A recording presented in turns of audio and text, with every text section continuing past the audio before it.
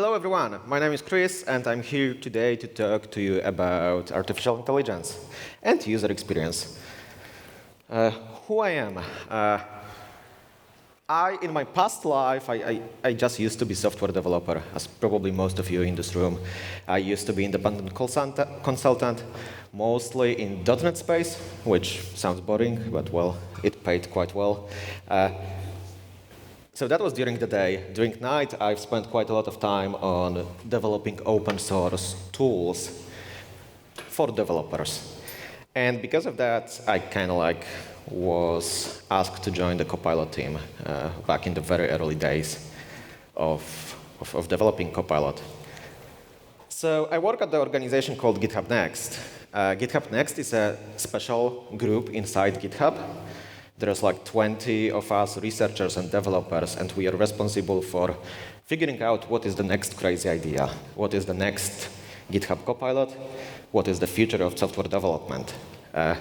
So yeah, we develop a lot of stuff with AI, because obviously AI is very hype nowadays. But we also do different things like fonts. We recently released a very nice family of fonts called Monaspace, if you are into it.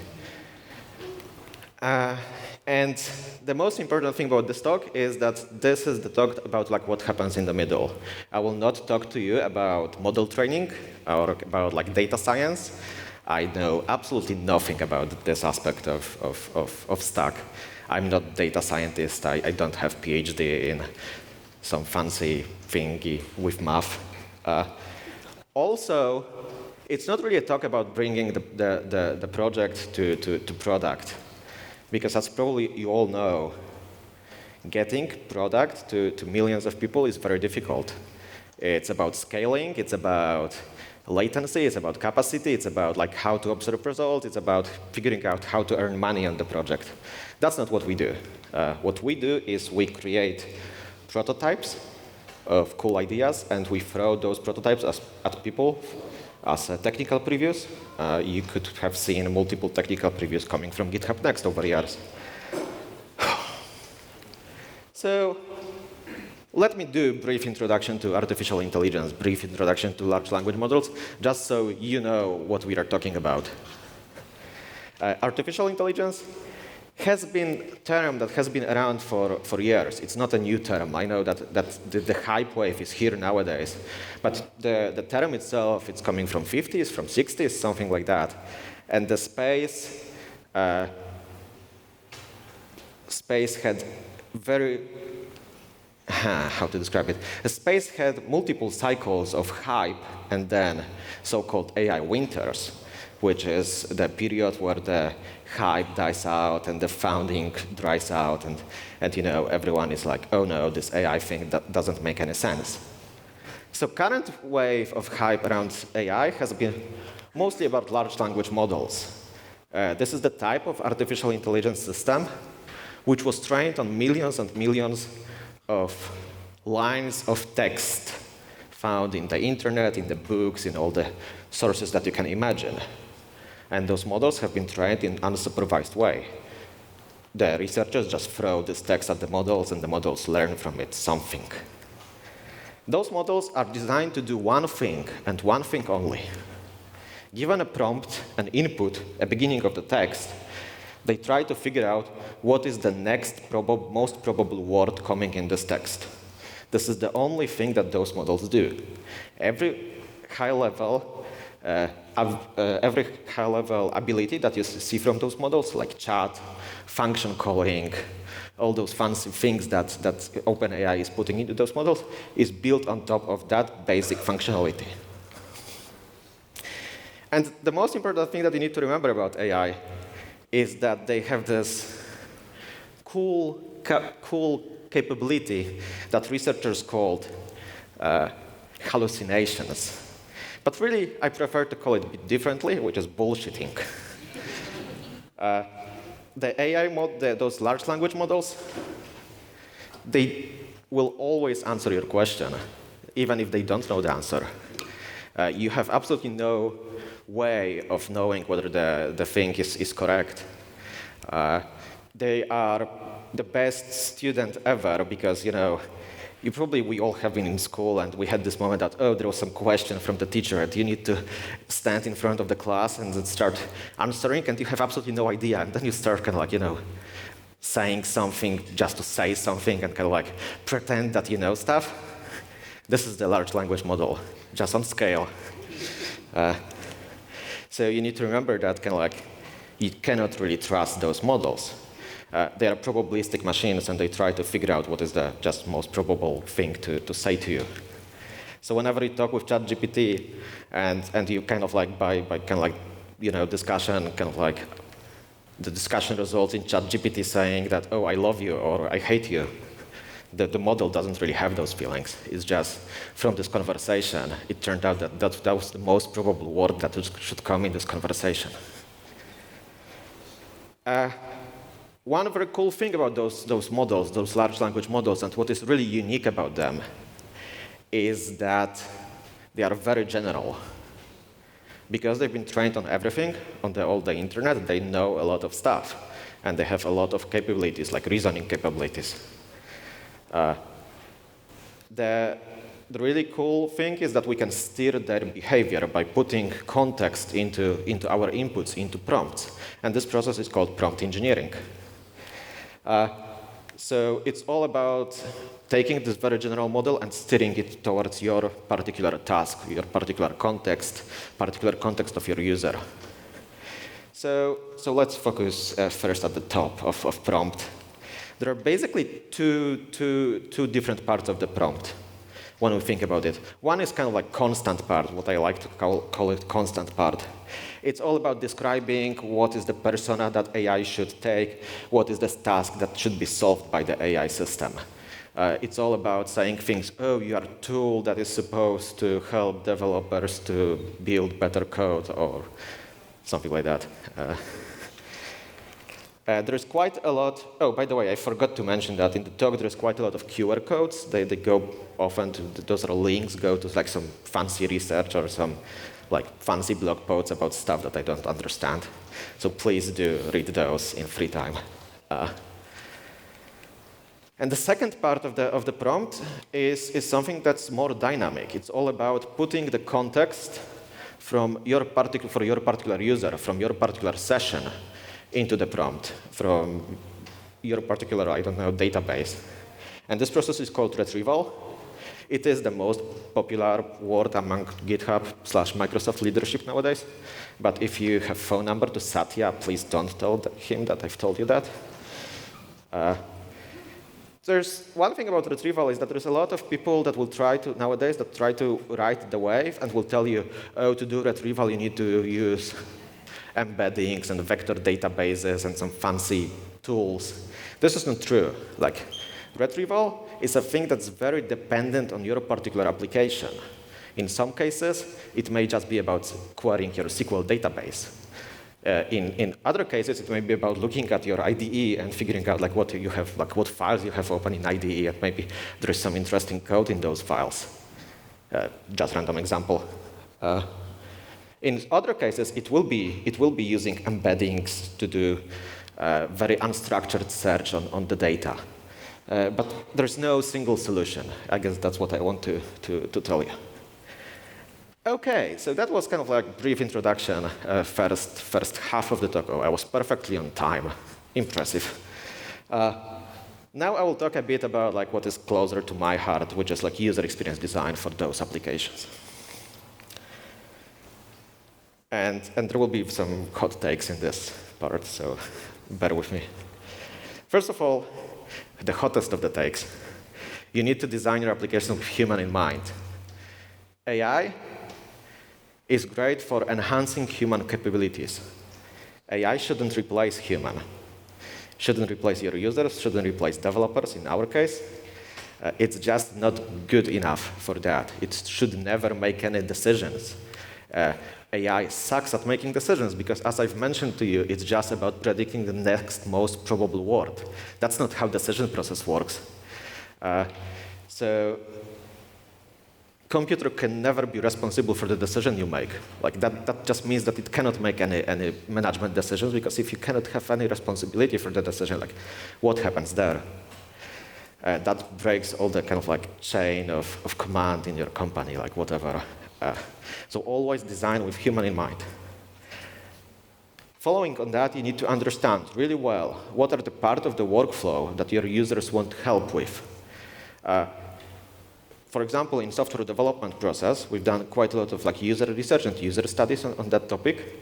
And we've learned that developers are very happy if AI helps them with like boilerplate code, with the like boring parts of the coding. But they don't want AI to make any decisions for them. They don't want AI to take away like very important things like complex algorithmical problems from them, because developers believe that this is the value of them. And well, I do absolutely agree. So whenever you design application using AI, please think or ask your users, do research about like what is the part of the process that should be solved by the AI or that AI should help with. As I mentioned, those are probabilistic machines. They like bullshitting. So you need to design defensively for failure. The AI systems will fail. Sometimes they will give you wrong answers. You cannot do anything to solve that. It's not physically not possible to solve that problem. So you need to design your user experience with this in mind.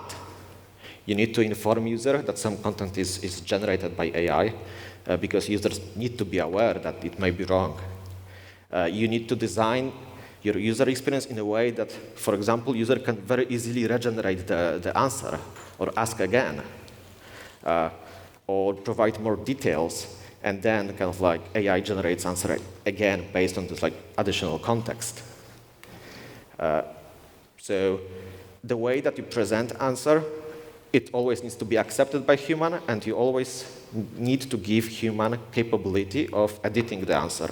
It's not like, oh, there is something from AI, let's execute it automatically on your SQL database. Like that's a really terrible idea, trust me. I've tried that. The one really interesting thing to remember is that the more accuracy doesn't necessarily always mean more value. If we think about like how to get most accuracy from AI models, it's always about let's use as big model as possible, most powerful, the latest, fanciest model from OpenAI or other vendors. Let's put as much context into the prompt as possible. But this has huge impact on the user experience because the more powerful the model is, the more stuff you put into the context, the latency will be higher. Sometimes this is not really what you need.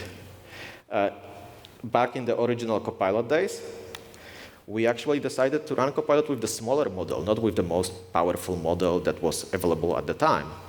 Because with the user experience we've designed, there's like inline suggestions in your IDE. It turned out that the more powerful model, yes, it was more accurate, the suggestions were better, but because you've seen many less of them, kind of the value for you was smaller. Also, even if the accuracy, even if the suggestion is not perfect, that doesn't necessarily mean that user is not happy with it. Very often, and again, under this QR code, it's linked to the research that my teammates did about user happiness when using Copilot. And what we discovered is that users are very happy with bad suggestions as long as those suggestions can like push them forward. Like if you're stuck and you don't know what to do and you get some suggestion, maybe not perfect, but at least it unstucks you, unblocks you. This is the very valuable thing. So latency may be important, or it may not be important. It really depends on how you design your user experience. All those models support streaming. So you can either ask model to generate all the response at once and you wait as a normal HTTP request and response, or they do streaming using HTTP2 streaming thingy. So in some cases, maybe you need to do all at once. In case of Copilot, we decided to do all at once, always, because it would be super weird if kind of like the suggestion, the ghost text, this like inline suggestion that you see in your IDE is kind of like streaming and adding new lines. That would be very weird user experience. But for example, in cases of chat applications, those applications fairly often use streaming mode to pretend that they are faster than they really are. There's a couple of typical ways of designing with human in mind and designing defensively for failure. And I think those are a couple of main examples that we've discovered over the years of building those applications. So first one is providing user with like something very optional, like this like inline suggestions in your IDE. You can very easily ignore them if something is wrong. If the Copilot suggestion is wrong, all you need to do is you keep typing. Nothing has changed. It hasn't negatively impacted your user experience too much. Maybe you stopped to read it, but kind of like if it's obviously wrong, then you just keep coding whatever you've been coding. It's all about keeping human in the flow. Another potential is a bit more structured. It's about like, oh, you need to select the code or select some range or select some picture and run some kind of transformation on top of it. This is a very defined process, very structured process, but because it is so structured, we can increase the accuracy of the responses. We can increase the likelihood that the solution will be better. And obviously there is chat, which is very great for like iterating. I don't know what to do. Let's think through the process. So really, if you kind of like put it on the scale, something like ghost text is very much about like doing things and staying in the flow, while something like chat is about planning. So depending on your use case and what you want to do with your application, and the design of user experience for AI system will be different. And let's talk a bit about the structured exchange for a moment. We've recently announced a project called Copilot Workspace. It is a project that you can point at the issue, and it will try to solve this issue, generate you whole pull requests with like changes in multiple files in your repository. But we are not doing that directly. So it's not like, oh, just read the issue and then generate a bunch of code, because that would be terrible. That's kind of like, that doesn't give user control. The accuracy would be terrible. So we created this multi-step structured process of, yes, the AI first read the issue, then it generates specification of like what is your current state of the application and what is supposed to be the new state of your application based on this issue. You can change it, you can edit that. It's kind of like just a bunch of bullet points, right, for both those specifications. Then if you accept this specification, we ask the model to generate a specific plan of the implementation with like changes step by step, what will be the changes in which file. Again, this is something that you can see before we start generating the code, so you can edit that easily. You can change that if the AI is wrong. And only then, if you accept the plan, we will generate the code for you. That gives you a lot of control over what's happening. It makes sure that human is in the center of the process. And there are other examples of user experiences you can imagine, something like that. This is just like random example that we've thought a while ago, but we haven't really managed to do it well. But you can imagine that, you have two different panels in your editor, for example, and you write code, and then there's like natural language description that automatically updates as you write the code. But also, if you edit the natural description, code automatically updates. So there's a lot of potential in those different user experiences, and I think the main thing is that you need to think about like what your application is doing and kind of like do something interesting. Using AI is a new thing to the people. Using AI is fairly new phenomenon. So you cannot just go back to the same user experiences that has been working for us for the last 30 years and just pretend, oh, this will work also. You need to think a bit outside of the box. And that brings me to the kind of like last point, is that everyone nowadays writes chatbots when they think about AI. But really, maybe that's not the best idea. Whenever you provide user a text box, which is very unstructured, user will type whatever they want there. No matter how much you try to scope the chat to your particular use case, users will do kind of like weird questions about like how to build a gun or like whatever illegal thing. So really, there is no single path to success. You need to experiment, you need to understand your users really well. So frankly, it's not much different than what we are doing right now with the user experience design in real systems. But you just need to remember that kind of like you need to think about stuff. And after all that we've talked, I've talked for those 20 minutes, You need to remember you're just at the start of your journey. The journey to production with those AI systems is long. You need to figure out how to host the model if you're not using OpenAI directly or other vendor. You need to figure out how to measure results. This is another very interesting topic that I should have, well, I would talk about if I had more time today. So yeah. And really the last thing, and I'm running over time a bit, but well, I need to tell you this one last thing, is that, if your boss, your CEO, your CTO, your manager comes to your room as a developer and tells you, 5 of our competitors have now AI solutions. We also need AI solutions. It's your responsibility to ask yourself and ask them, is it a really good idea? Should we really do it?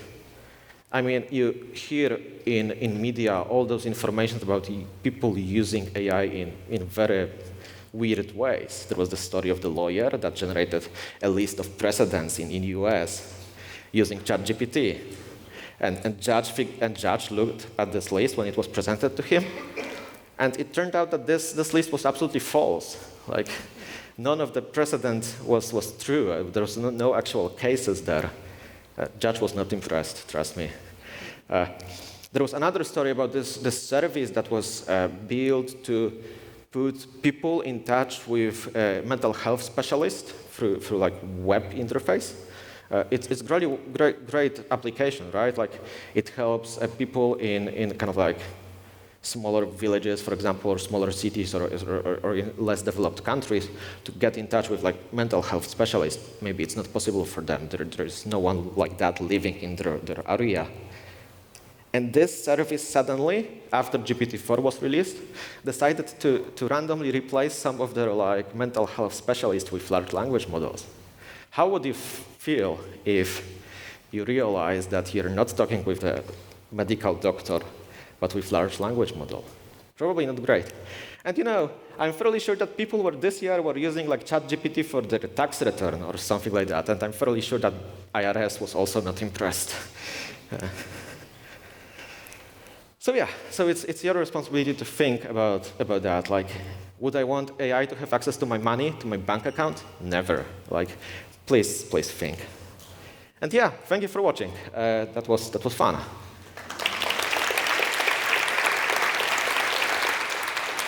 Thank you so much.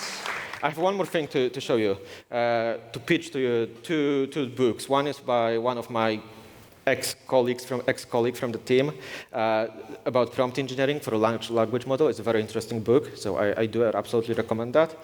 And another one is a report for O'Reilly by my very good friend Philip Carter about observability for large language models. It's part of this, like, what happens, how to bring the model to production story, which is very, very important, because understanding results of your AI system is very difficult. So this is a really good book. Thank you. Thank you so much, Krzysztof. And you're staying with us. You're welcome to have a seat. We have the Q&A session now.